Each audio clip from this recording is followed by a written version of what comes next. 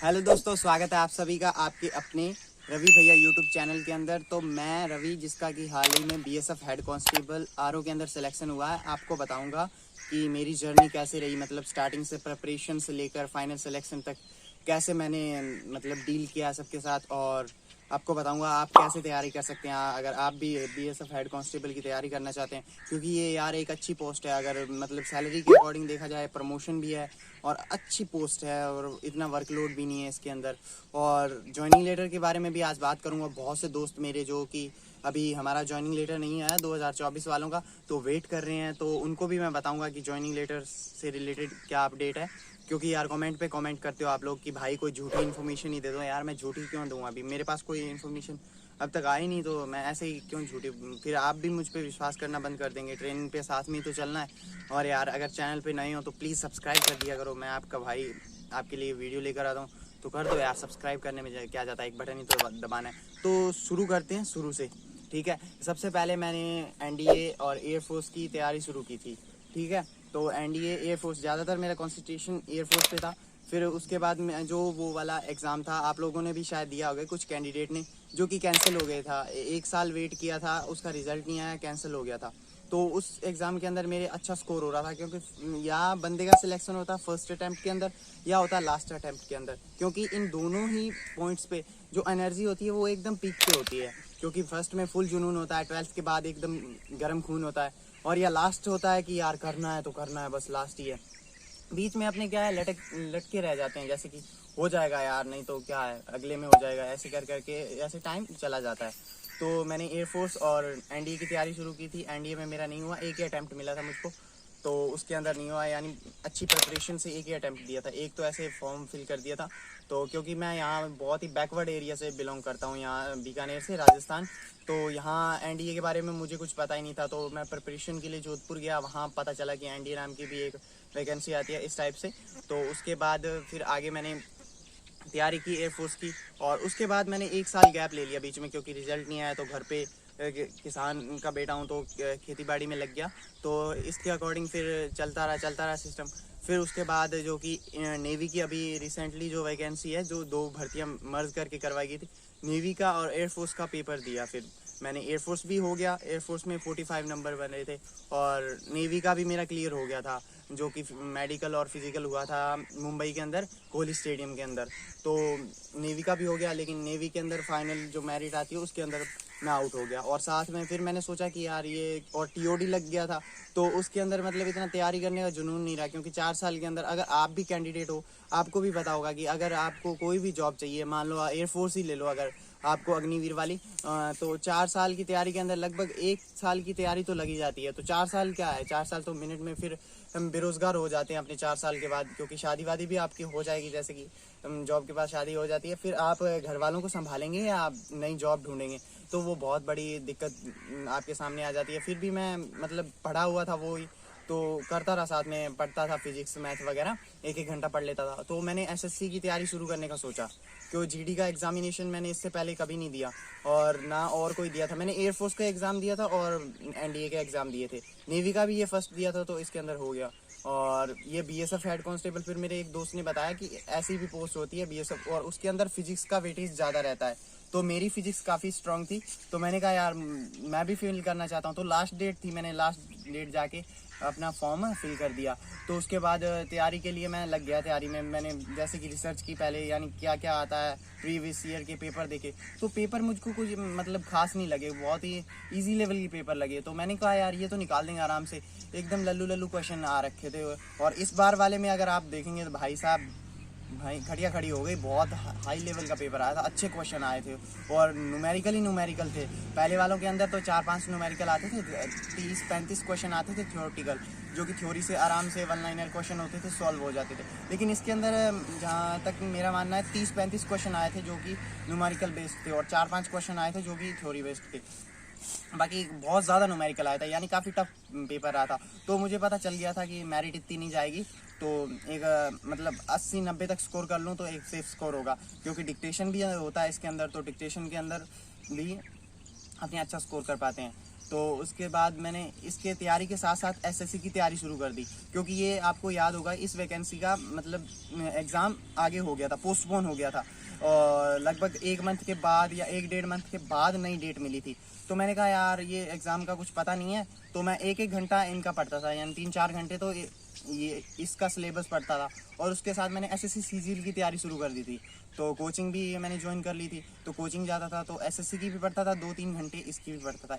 इस टाइप से मेरी तैयारी चलती रही। और जिस दिन एग्ज़ाम हुआ मेरा, मतलब जयपुर के अंदर एग्ज़ाम था, तो एग्ज़ाम मेरा अच्छा नहीं गया, बहुत मतलब कि क्या बताऊं, बहुत बुरा एग्ज़ाम किया, क्योंकि मैंने बीच में तैयारी नहीं छोड़ी। कुछ लड़कों ने जो कि तैयारी छोड़ दी थी, क्योंकि पोस्टपोन एग्ज़ाम हुआ तो अपने होते हैं यार, जब नई डेट आएगी तब देखेंगे लेकिन मैंने ये गलती नहीं की, क्योंकि मुझे पता था कि भाई अच्छी पोस्ट है, और अगर मिल गई तो इसके अंदर फिजिक्स का वेटेज अच्छा रहता, तो अपने कर सकते हैं, तो इसलिए मैं लगा रहा तैयारी के अंदर, मैंने तैयारी नहीं छोड़ी। तो इस टाइप से मैं तैयारी करता रहा। मूक मैंने सारे दे दिए, जो RWA मतलब उसके भी दे दिए, और जो टेक्स्ट बुक के तो सारे ही दे दिए थे मैंने, 2-2 बार दे दिए थे मॉक टेस्ट। तो अच्छा स्कोर जा रहा था मेरे 150-160। तो मैंने कहा यार आराम से अपने ये मतलब आराम से हो जाएगा, कोई दिक्कत ही नहीं है। तो उसके बाद ऐसे चलता रहा। तो एग्ज़ाम जैसे मैं देने गया तो मेरा बहुत बुरा एग्ज़ाम हुआ भाई, मैं एकदम अपसेट हो गया यार। मैंने कहा इतनी मेहनत की, भगवान भी नहीं सुनता यार, ऊपर वाले ने ऐसा क्या किया, मतलब इतनी तैयारी की थी फिर भी मेहनत का कोई फल नहीं मिला। तो शाम वाला जो शाम को मेरा पेपर था RM का, तो उसके अंदर मेरा एकदम मतलब पूरा मैं डिप्रेशन का शिकार हो गया। तो वो पेपर मैंने दिया था, लेकिन उतना मतलब जोश नहीं रहा। फिर मैंने कहा यार इसके अंदर ही नहीं हुआ, अगले वाला भी सेम ही आएगा। और पेपर के अंदर सारा मैग्नेट ही ठूस रखा था, सारा मैग्नेट। और मैग्नेट तो मैं पढ़ा था, इतना ज़्यादा नहीं पढ़ा, लेकिन तो इस टाइप से फिर एग्ज़ाम दिया। फिर जब क्या आंसर की आई, तो मैंने कहा यार क्या चेक करें, फिर भी मैंने सोचा एक बार चेक कर लेते हैं, क्या पता कितना स्कोर बढ़े, क्योंकि कट ऑफ तो मुझे पता है कम ही रहेगी। तो क्या हुआ कि इसके अंदर सिलेक्शन के अंदर भगवान ने मेरी सुनी, मजाक नहीं कर रहा, मैं सीरियसली बता रहा हूँ। जो फिजिक्स का मतलब केमिस्ट्री के 20 क्वेश्चन थे ना, उसमें से मुझे सिर्फ 1 क्वेश्चन आ रहा था 20 में से, और मैंने बहुत केमिस्ट्री पढ़ी थी। तो मैंने क्या किया, जो 19 के था ना, उन सब में तुक्का मारा, तो उनमें से 9-10 के अंदर तुक्का सेट बैठ गया, तो मेरे वो 20 नंबर बढ़ गए।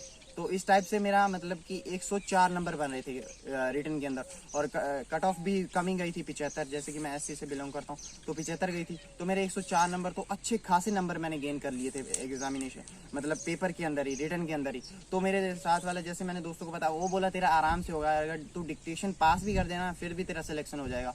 और रही बात जब फिजिकल की थी, फिजिकल का जब चल रहा था, तब मैं पटना था, एयरफोर्स का एग्ज़ाम देने गया था, जो अभी मेरा क्लियर हुआ।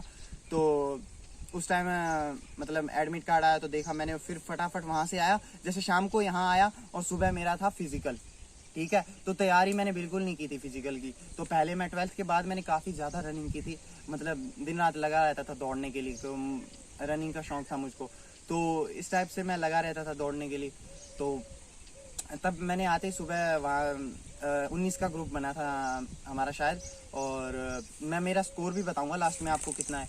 तो 19 का ग्रुप बना था, तो उसके अंदर मैं फर्स्ट आया था 19 के ग्रुप के अंदर। तो दौड़ क्लियर हो गई, सब कुछ क्लियर हो गया। फिर क्योंकि कैंडिडेट ज़्यादातर बाहर हो रहे थे, क्योंकि आपको भी पता होगा, आपने ये वैकेंसी दी है, तो लगभग अपने को 4-5 दिन का ही टाइम मिला था फिजिकल के लिए, और इतने के अंदर नहीं हो पाता यार, नए बंदे से तो बिल्कुल नहीं हो पाता। और इसके अंदर एज भी काफ़ी है, तो बंदे उस हिसाब से ही भाग पाते हैं। तो इस टाइप से, क्योंकि उस टाइम अपने इसके SSB के मेडिकल चल रहे, फिजिकल चल रहे थे, और एयरफोर्स के भी एग्जामिनेशन चल रहे थे, तो बंदे वहाँ ज़्यादा बिजी थे, तो इसलिए इस एग्ज़ाम में भी कम ही अपेयर हो पाए। और फिर उसके बाद मेडिकल हुआ, जैसे कि रिटन हुआ, डिक्टेशन हुआ। सच डिक्टेशन के अंदर मैंने किया तो अच्छा था, लेकिन जब मैं मेडिकल के अंदर गया तो मुझे डिक्टेशन का स्कोर बताया, तो मुझे काफ़ी निराशा हुई। मैंने कहा यार इतनी कम, मेरे 23 नंबर बने थे डिक्टेशन के अंदर, और 104 बने रिटन के अंदर, यानी मेरा टोटल स्कोर हुआ 127 नंबर। पर मुझे विश्वास था कि मेरा हो जाएगा, जिस हिसाब से मैं कैंडिडेट देखे मैंने, और जिस हिसाब से उनके नंबर मैंने देखे, तो मुझे ऐसे लग रहा था कि 110 या 105 तक या 100 तक इतनी मेरिट जाएगी, तो मेरा हो जाएगा आराम से। मेरा एक और दोस्त था जिसका कि लीलाधर नाम से, यहीं पास वाले डिस्ट्रिक्ट से बिलोंग करता है, गंगानगर से। तो उस भाई का भी हो गया। हमने क्या किया कि फिजिकल साथ में दिया, फिजिकल से लेकर फाइनल सिलेक्शन तक हम साथ रहे। उसके भी शायद 120-25 ही नंबर बन रहे। उसके रिटर्न के अंदर तो 80-85 नंबर थे, लेकिन डिक्टेशन के अंदर उसके बहुत अच्छे नंबर थे, 14 नंबर थे, 40 नंबर थे, अच्छा स्कोर किया था उसने। तो हम दोनों का हो गया। आप दोनों ही आएंगे ट्रेनिंग पे, तो जो कि ट्रेनिंग पे आएंगे तो ज्वाइनिंग लेटर का आपको बताना है। तो ज्वाइनिंग लेटर का अभी कोई अपडेट नहीं है। कुछ एक दोस्त है डिपार्टमेंटल कैंडिडेट है, उसने मुझे बताया कि अभी कोई सेंटर खाली नहीं है। तो अभी अगर जैसे ही खाली होता है तो अपने को बुला लेंगे। उसने एक सेंटर का नाम लिया था, मुझे याद नहीं, मैं भूल गया। तो वो बोला कि 27 अप्रैल को खाली हो रहा है, वहाँ चांस है अपने बुलाने के। तो आपके भी कितने स्कोर हैं आप भी कमेंट कीजिए, मैं आपके भी देखूंगा, क्योंकि बहुत सारे कैंडिडेट मुझे मैसेज करते हैं। तो आप भी अपना स्कोर उसके अकॉर्डिंग कट ऑफ पता चल जाएगी कितनी कट ऑफ गई है। और नेक्स्ट वैकेंसी यार देख के चलो कि अभी उनकी ट्रेनिंग चल रही है, फिर हमारी चलेगी। तो इस हिसाब से मान लो 7-8 मंथ तक तो कोई वैकेंसी नहीं आएगी। आएगी तो इस ईयर के लास्ट के अंदर आएगी नई वैकेंसी। तो तब तक आप तैयारी कीजिए अच्छा, क्योंकि इस बार का पेपर काफ़ी टफ था भाई, अच्छा खासा पेपर था, मज़ा आ गया मतलब पेपर देने का। तो एक अच्छा स्कोर बना 104। अगर आप 120 तक स्कोर कर लेते हैं, 110 120 तक, तो आराम से आपका हो जाएगा, ठीक है। और अच्छा स्कोर करो, इस बार कैंडिडेट अच्छी तैयारी के साथ आएंगे। तो बाकी चैनल को सब्सक्राइब कर दो नए हो तो, और आप अपनी भी स्टोरी ऐसे कुछ करो, यानी कि कुछ करते रहो, फ्री मत बैठो, ठीक है। Thank you, bye bye.